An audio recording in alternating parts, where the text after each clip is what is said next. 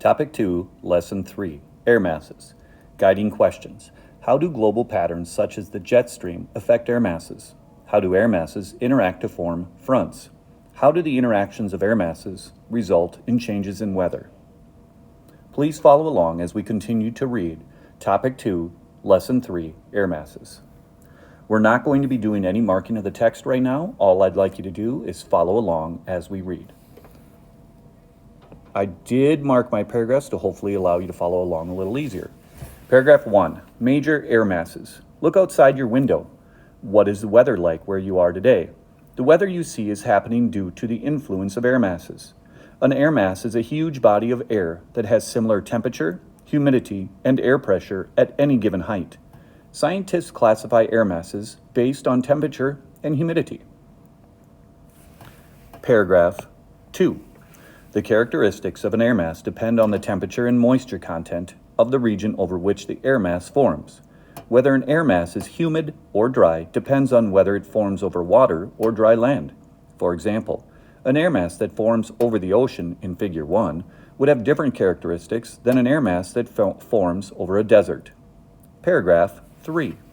How air masses move. Air masses are always on the move. In the continental United States, air masses are commonly moved by the prevailing westerlies and jet streams. Paragraph 4.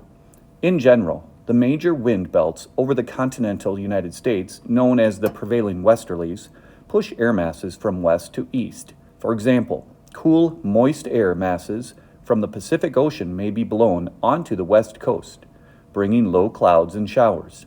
Embedded within the prevailing westerlies are jet streams. A jet stream is a band of high-speed winds about 6 to 14 kilometers above Earth's surface. As jet streams blow from west to east, the surface air masses beneath them are carried along. The movement of these air masses and their interactions have a great impact on weather. Figure 1. Air masses. Air masses near this beach have specific temperature and humidity profiles based on conditions where the air masses formed. Page 68, Paragraph 5, Types of air masses. Is it often windy or rainy where you live?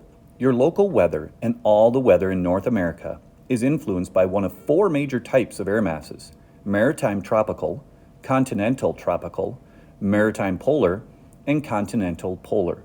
These air masses are shown in Figure 2. Paragraph 6, Tropical or warm air masses form in the tropics and have low air pressure. Polar or cold air masses form in the higher latitudes and have high air pressure. Maritime air masses form over the ocean and are very humid. Continental air masses have less exposure to large amounts of moisture and are drier than maritime air masses. The high and low temperatures in continental air masses can be more extreme than the temperatures in maritime air masses. This is because large bodies of water moderate air temperatures. Take a look at the reading check. Read and comprehend. What types of air masses affect the weather in North America? We're going to come back to this and answer this later, but keep it in the back of your brain. Page 69, Types of fronts, Paragraph 7. Think about a bottle of oil and water.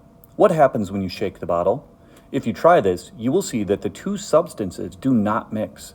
The less dense oil winds up floating on top of the water. Air masses of different temperatures and humidity act the same way.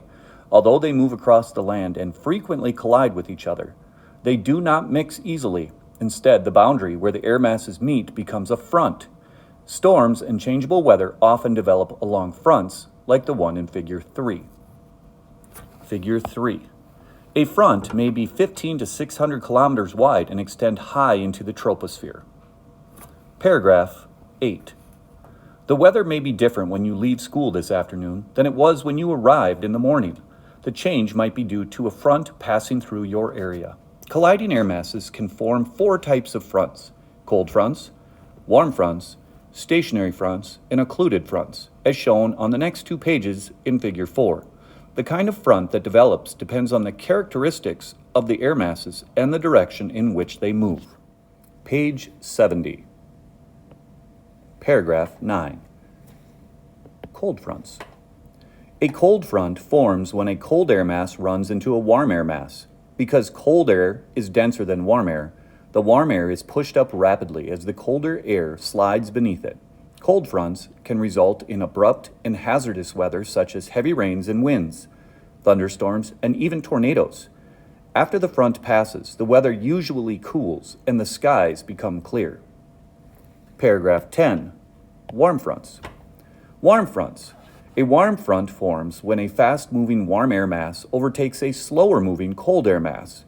Because the warm air mass is less dense, it rises above the cold air mass. Along the front, light rain or snow can fall if the warm air is humid. Scattered clouds can form if the warm air mass is dry. These fronts often move slowly, so there may be rain and clouds for a few days. The weather usually is warmer and more humid after a warm front moves by. Paragraph 11. Occluded fronts. Sometimes a warm air mass gets caught between two cold air masses, forming an occluded front. Because the cooler air is denser, it moves under the warm air, causing the warm air to rise. When the two cold air masses meet, they mix together. Air temperature drops as the warm air mass becomes occluded, or prevented from reaching the ground. As the warm air mass rises and cools, clouds gather, and rain or snow may fall. Paragraph 12. Stationary fronts. Sometimes cold and warm air masses meet, but neither one can move the other. This non-moving front is called a stationary front. Where the warm and cool air meet, water vapor in the warm air condenses into rain, snow, fog, or clouds. A stationary front may bring many days of clouds and precipitation. Reading check. Determine central ideas. What do all of these different types of fronts have in common? This is a great question to keep in mind as we continue reading and think about what air masses mean. This is a picture of a cold front. This is a picture of a warm front. On the next page, we have a picture of an occluded front and a stationary front. Page 72, paragraph 13, cyclones and anticyclones. When air masses collide, they form fronts that can sometimes become distorted by surface features, such as mountains, or by strong winds, such as a jet stream. When this happens, the air begins to swirl, causing a low-pressure center to form. Areas of relatively low air pressure can also form in other ways.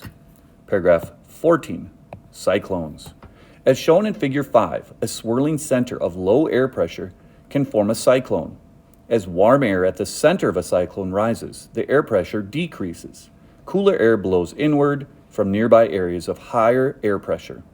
Winds spiral inward toward the center.